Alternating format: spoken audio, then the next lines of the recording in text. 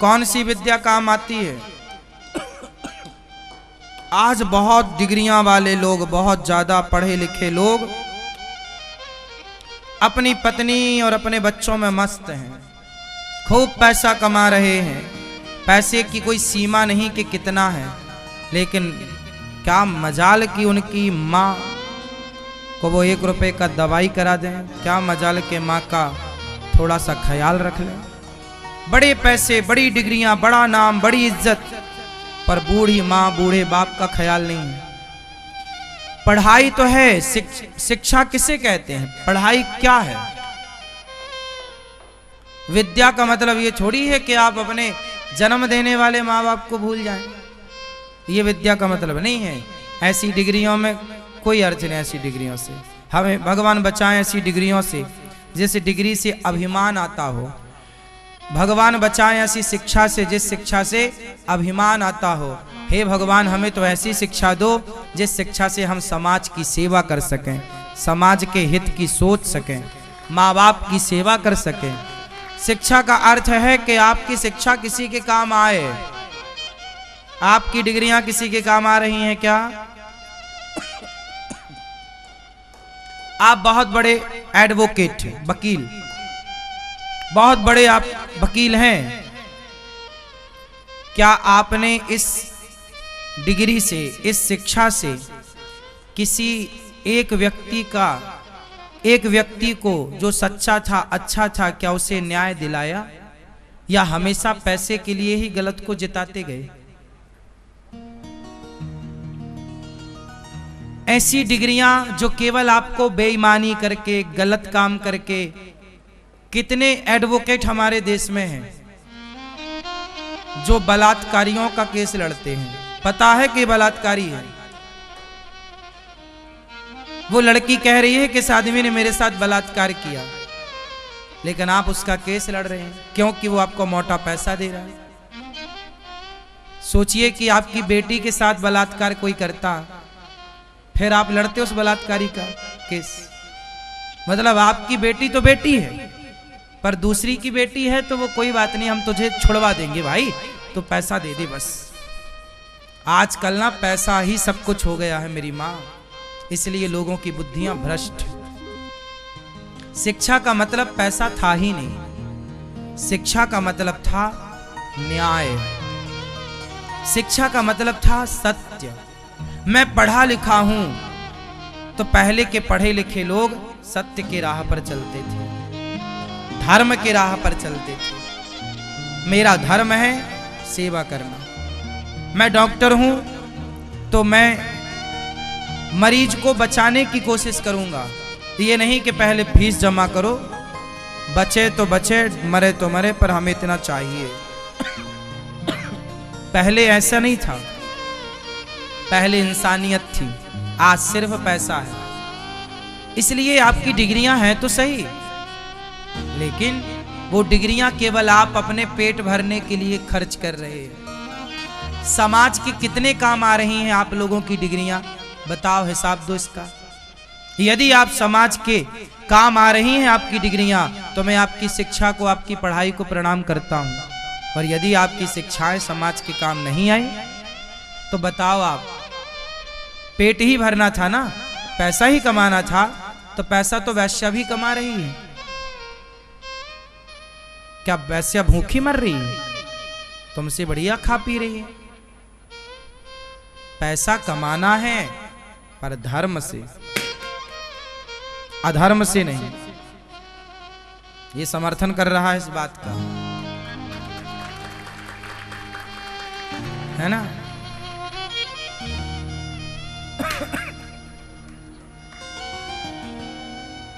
कुल मिलाकर के हमारी शिक्षा समाज के काम आनी चाहिए।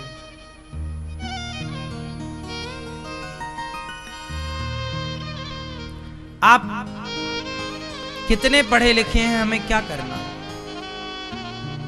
श्रवण कितने पढ़े लिखे थे, कौन पूछता है?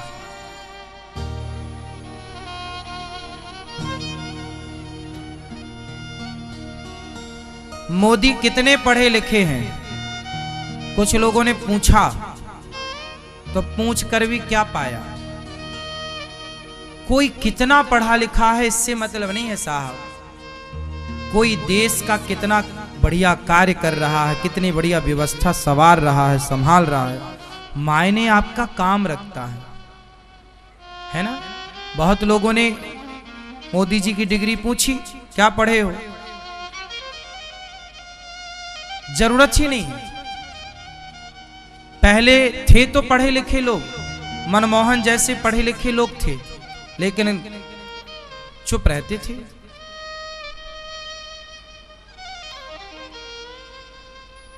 है ना, थे तो मनमोहन जैसे पढ़े लिखे लोग, लेकिन अनपढ़ लोगों के इर्द गिर्द उन्हें घूमना पड़ता था।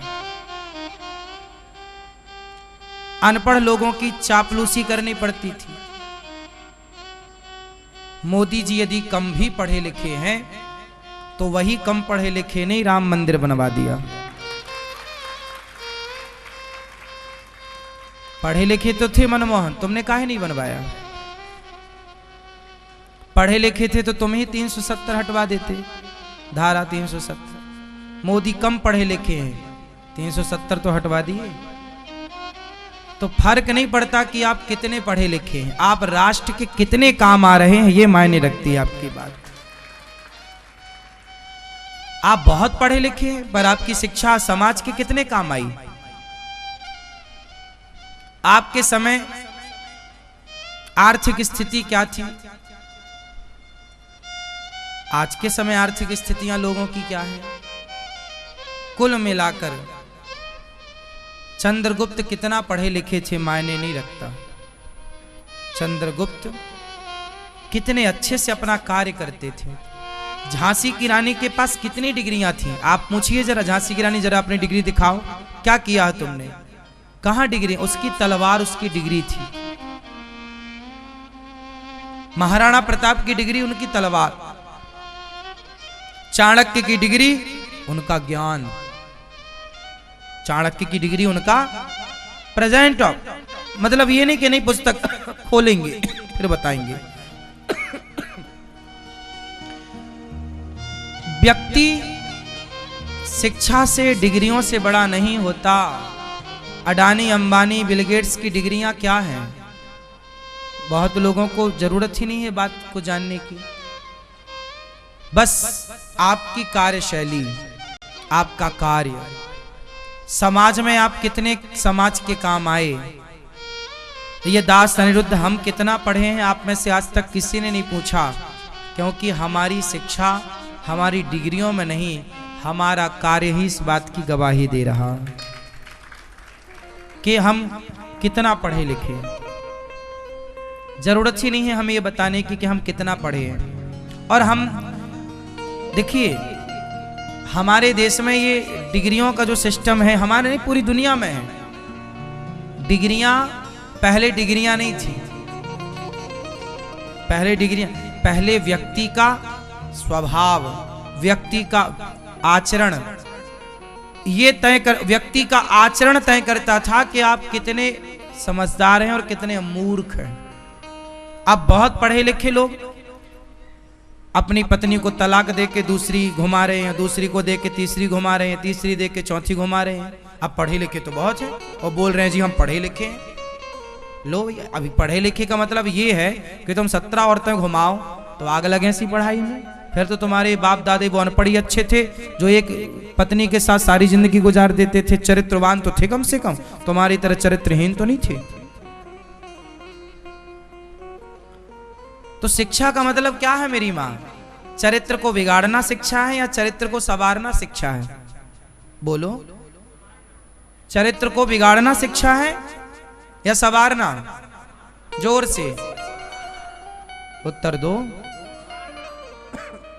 चरित्र को संवारना। मां ही है बच्चों का निर्माण करने वाली,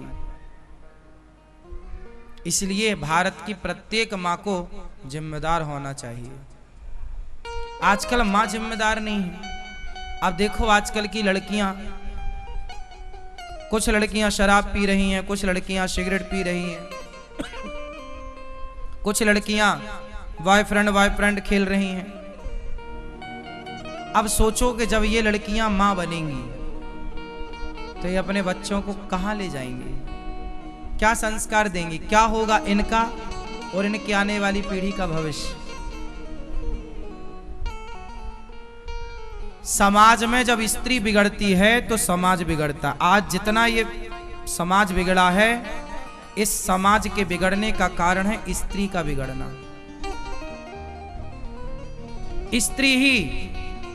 स्त्री ही समाज का निर्माण करती है। स्त्री ही एक अच्छी संतति पैदा करती है। स्त्री ही बच्चों के अंदर एक अच्छे संस्कार भरती है। और वही स्त्री जब खुद रास्ता भटकेगी तो आप उससे क्या उम्मीद करेंगे? आप बताइए, आज लड़कियों में भटकाव आ गया है कि नहीं? सारी नहीं पर कुछ परसेंट लड़कियों में भटकाव है। भटक रही हैं लड़कियां, हर गलत रास्ते पर चल रही हैं लड़कियां। ये लड़कियां ही आने वाले समय में या तो राम को पैदा करने वाली बनेंगी या तो रावण को। यही स्त्रियां, यही लड़कियां तो कल मां बनेंगी। इसलिए नारी का चरित्र जितना पवित्र होता है, चरित्रवान बने नारी, क्योंकि नारी के चरित्र से बच्चे का चरित्र जुड़ा है, पुरुष के चरित्र से पुत्र का चरित्र जुड़ा हुआ है। लेकिन आज समाज में ये विकृति आ चुकी है, आना बाकी है ऐसा नहीं बोल रहा हूं, आ चुकी है खूब। हर 98% आप मानो 98% आजकल गर्लफ्रेंड और बॉयफ्रेंड का खेला चल रहा है। यह एक तरह का क्या है? चरित्रहीनता है।